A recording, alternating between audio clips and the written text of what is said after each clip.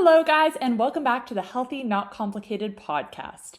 Today, it is a new year, it's 2025, and I'm going to be talking about my 2025 ins and outs. So, of course, as everything on my channel, on my podcast, these are going to be in relation to our health. And I guess just health trends in general, health habits. So we're going to get straight into it.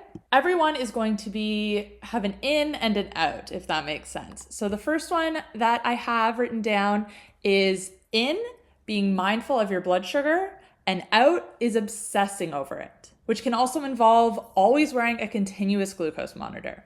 Now, don't get me wrong, I am a huge fan of measuring your blood sugar, of tracking your blood sugar, of seeing how your body responds to different foods. But there becomes a point where you become hyperfixated on it and where you should know more or less how the food you're eating is already going to impact your blood sugar. And that's when people get too caught up in it. And this actually can cause more harm than good. So if you aren't familiar, let's take a step back. A continuous glucose monitor, it's a device that you wear typically on the back of your arm, and it measures your blood sugar in real time. It actually doesn't measure your blood sugar directly. It measures the fluid in between your cells, but it correlates to your blood sugar. So they aren't 100% accurate in giving you the exact numbers, but they trend the same way. Just sometimes they can read a little bit high or a little bit low. Now, in the last few years, it has definitely become popular in the health space to be wearing a continuous glucose monitor, to be testing different foods and seeing how your body responds to them. And like I said, don't get me wrong, this is a good thing. But wearing them 24/7 and trying to avoid blood sugar spikes all of the time, fearing blood sugar spikes, that's not helpful. Because when our blood sugar spikes, that's not necessarily a bad thing. When our blood sugar goes up, our body has mechanisms in place to bring it back down. And same thing, if our blood sugar drops too low, our body has mechanisms to bring it back up. So where we run into issues is when we are constantly spiking our blood sugar throughout the day and not letting it come back down to baseline in between meals, in between snacks, in between just any time we're eating, and if it's spiking a lot. For someone who's metabolically healthy and active, if they are just having 3 meals a day, and even if these meals are higher in carbohydrates, but they're also exercising, then this isn't a problem. Their insulin sensitivity is good, their blood sugar goes up when they eat, but their body is able to produce the right amount of insulin to bring it back down to baseline. Their cells are insulin sensitive, so they take in the blood sugar as they should, and everything's normal. But for someone who isn't active or already has some metabolic dysfunction, which most people do have, then yes, minimizing blood sugar spikes absolutely is what you need to be doing, but avoiding them 100% of the time and getting so caught up in even just small little bumps in your blood sugar, not helpful. So do I think continuous glucose monitors are a great tool, especially for someone who's just starting out and doesn't really have a good concept of what foods will cause your blood sugar to go up and the different hacks or strategies you can use to balance your blood sugar and to avoid spikes or to minimize them? Yes, absolutely. But I don't think it's something you need to be wearing all of the time. Now, for people who are type 1 diabetic who have to inject insulin, then continuous glucose monitors are great because they need to be monitoring their blood sugar all the time. But for people, and even for people who are type 2 diabetic, I do think it's helpful. But like I said, I don't think it's something that you need to be wearing all the time, especially if you're in the early stages of insulin resistance and you're not taking any medication that lowers your blood sugar. A good tool, yes, but not forever. So that is my first in and out for 2025. My second one, the in, is focusing on whole nutrient-dense foods, and the out is rigidly adhering to one specific diet label. Now, if you've been subscribed to my channel for a while, if you've been listening to my podcast, you will know that I am a huge advocate for low-carb diets for reasons that tie in with blood sugar and insulin resistance. Carbohydrates are the food that spikes our blood sugar and our insulin the most. So if we're insulin resistant, if we're trying to balance our blood sugar, then limiting carbohydrates where we can is going to improve our insulin sensitivity. It is a very effective strategy to improve blood sugar and insulin resistance and to ultimately help you lose weight if that's your goal, and also extremely beneficial for other health conditions, for mental clarity, for people who have brain fog and issues with energy, low carb diets, 100%.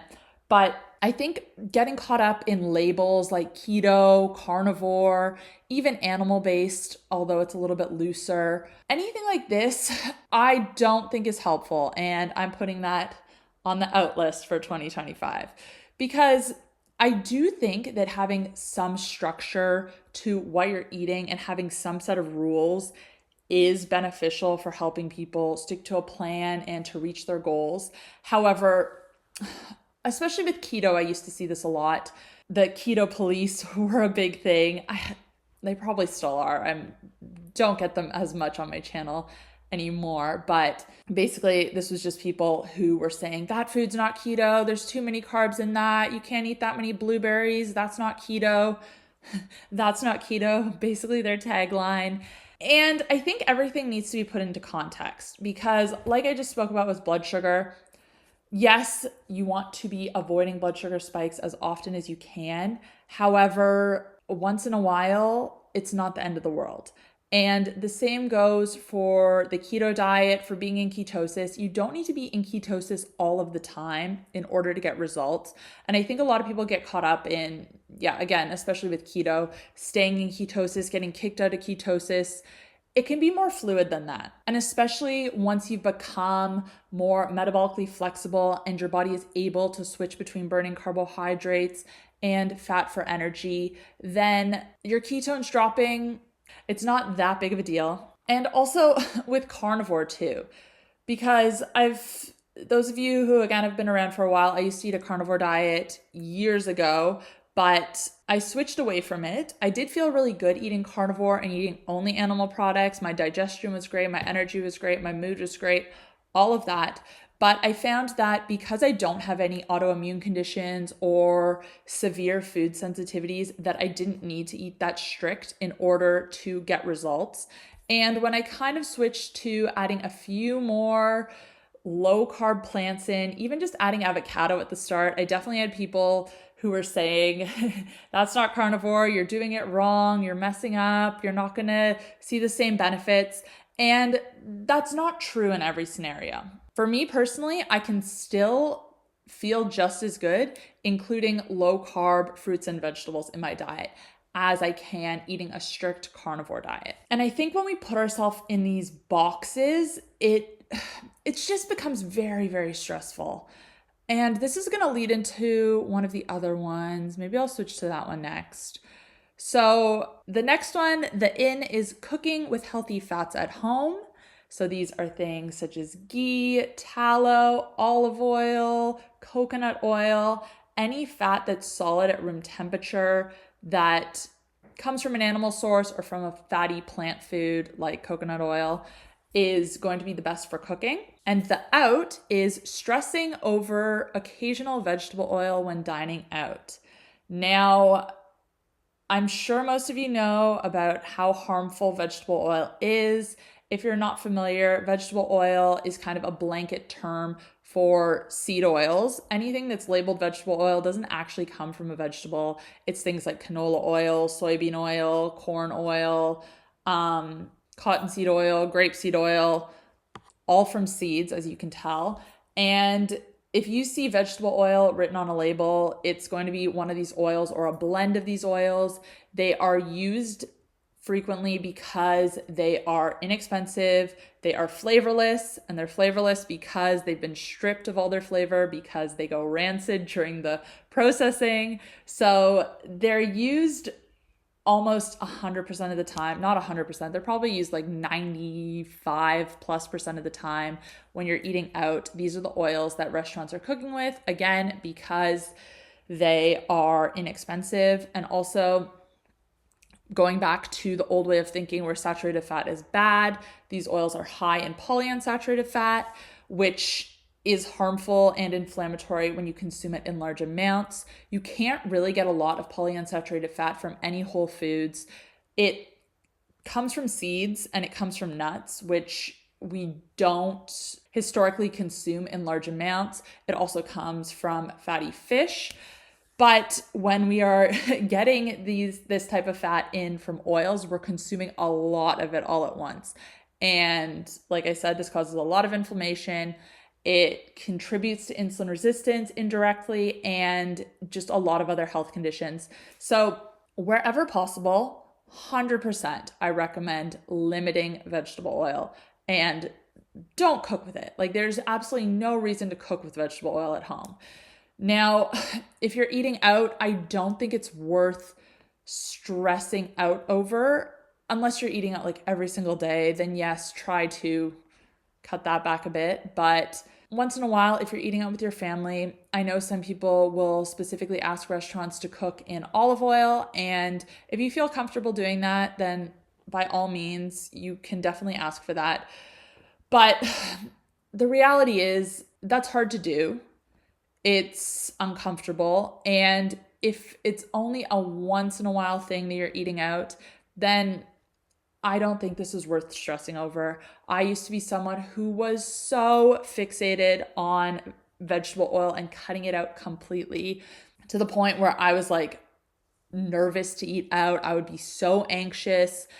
And when it comes to that, it's just not worth it.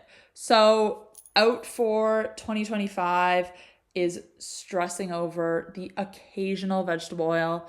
Like I said, when you're eating at home, which you should be most of the time, then cook with healthy fats, healthy oils that are low in polyunsaturated fat, oils that are high in saturated fat, and also monounsaturated fat. But at the end of the day, and this goes for everything, what matters is what you do the majority of the time and not the minority. My next in for 2025 is doing workouts that you genuinely enjoy. And the out is doing high intensity workout classes, such as F45.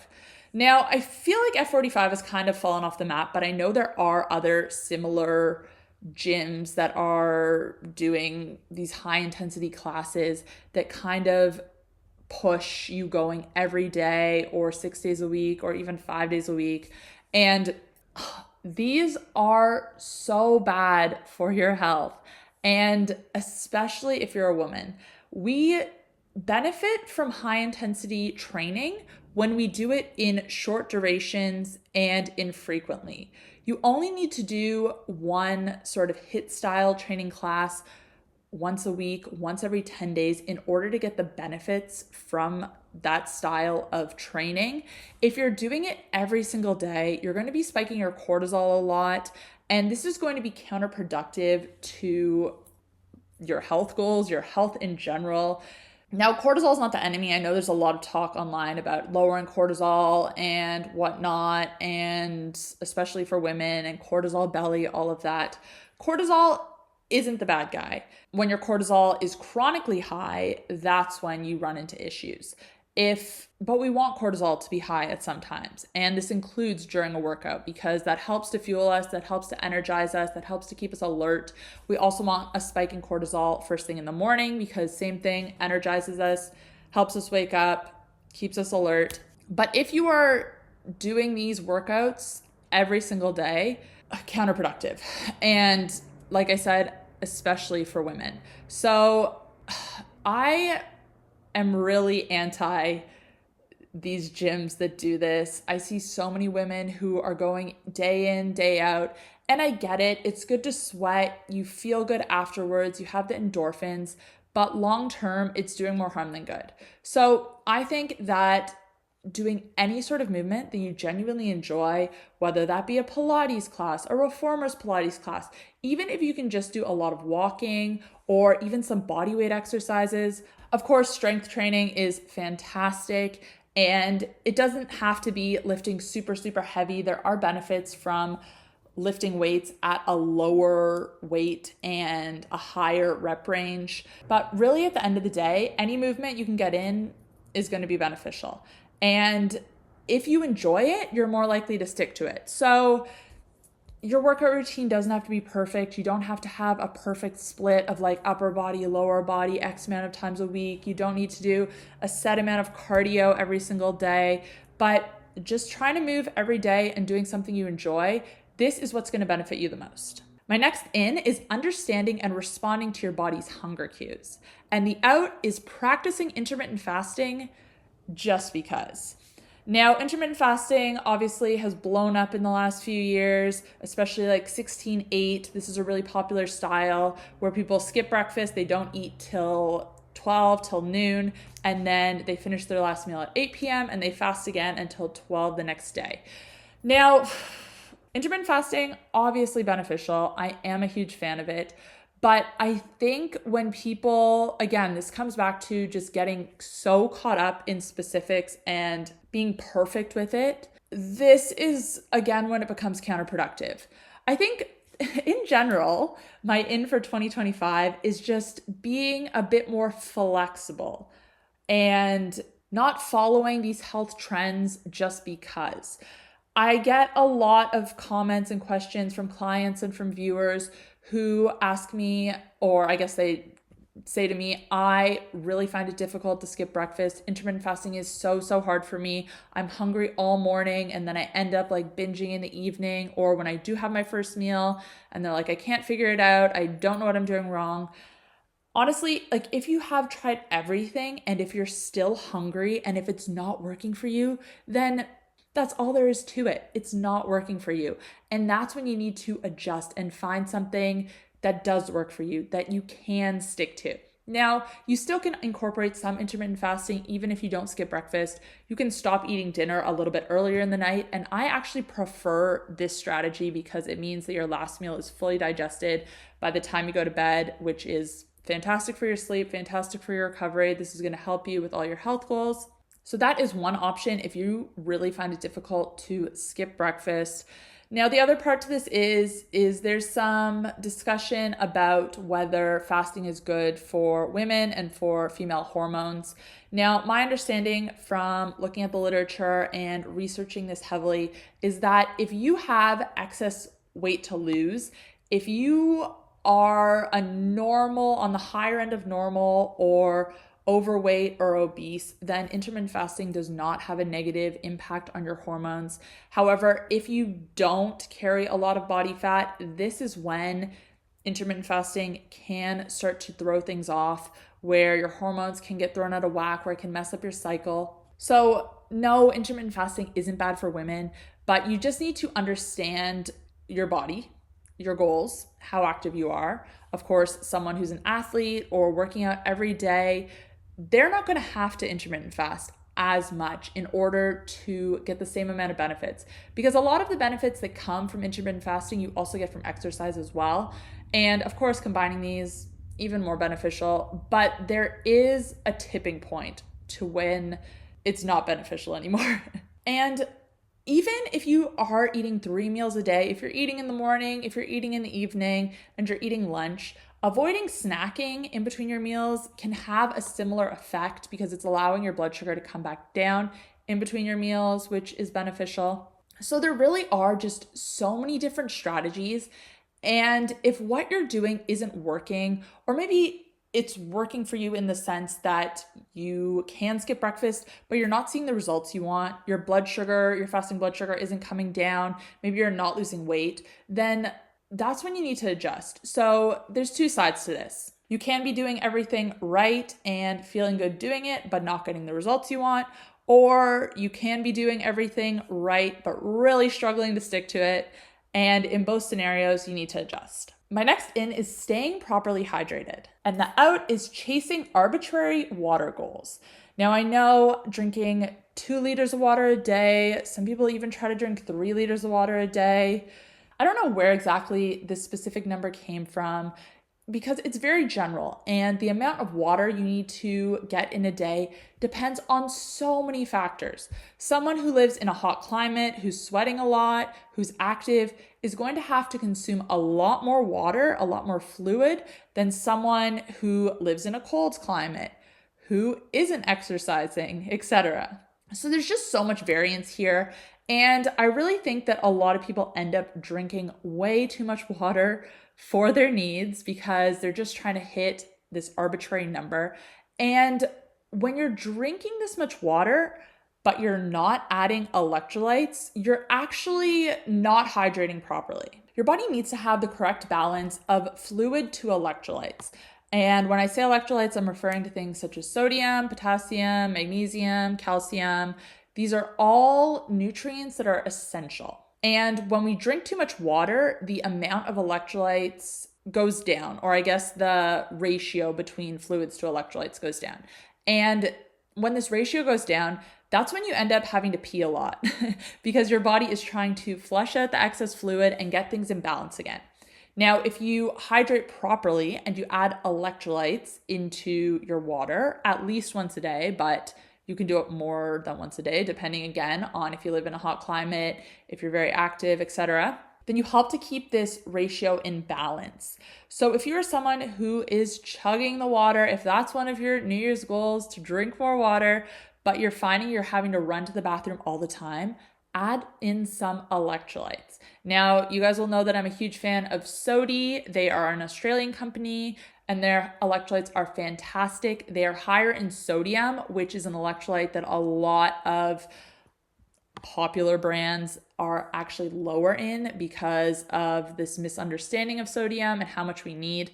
But especially if you're eating a whole food diet, especially if you're eating a diet that's lower in carbohydrates, in these instances, number one, we're not getting a lot of sodium in through our food because we're not eating a lot of processed food.